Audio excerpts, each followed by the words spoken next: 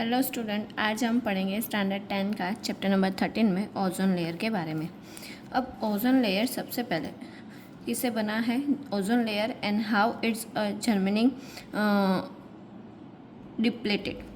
Ozone is the molecule form by a 3 atom oxygen. Ozone layer किससे बना है, पहले तो 3 लेयर ऑफ ऑक्सीजन से बना है।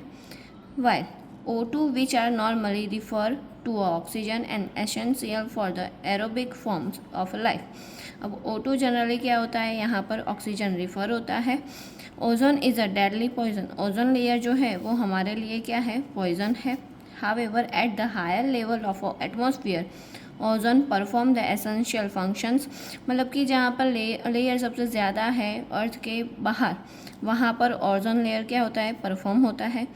It shields the surface of the earth ultraviolet radiation from the sun।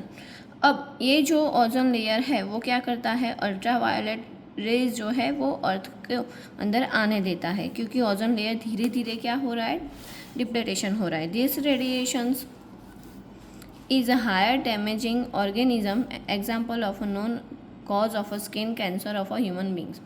अब ये जब ओजोन लेयर डैमेज होता जा रहा है तो इसकी वजह से हमें क्या, कौन से मतलब कि नुकसान हो रहे हैं, तो स्किन कैंसर हो रहा है।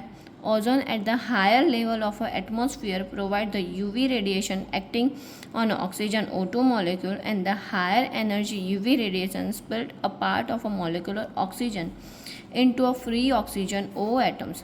These atoms combine which are molecular oxygen to form of a ozone। अब ओजोन लेयर बनता कैसे है, तो जहाँ पर O2 के मॉलिक्यूल्स है वो क्या हो गए, यहाँ पर टूट जाएंगे यूवी रेडिएशन से और दोनों ही सेपरेट ऑक्सीजन मॉलिक्यूल्स बनाएंगे। अब जो पहले से ही O2 है उसके साथ ये वाला कोई भी और एक ऑक्सीजन क्या हो जाएगा, एड ऑन हो जाएगा, तो उससे क्या बन जाएगा, O3 बन जाएगा। तो ये जो O3 बना है वो क्या है, ओजोन लेयर का मॉलिक्यूल है। और एक जो ऑक्सीजन बाकी बचा है वो भी क्या होगा, O2 के साथ फिर से जुड़ जाएगा और वो भी क्या बनाएगा, O3 ओजोन लेयर बनाएगा। यहाँ पर दिया हुआ ही है। अब इसे O2 के मॉलिक्यूल्स को तोड़ता कौन है, तो UV radiation. The amount of ozone in the atmosphere began to drop off sharply in the 1980s। This decrease has the link a synthetic chemical like chlorofluorocarbon। अब यहाँ पर ओजोन लेयर को सबसे ज़्यादा डैमेज कौन करता है, तो क्लोरोफ्लोरोकार्बन करता है।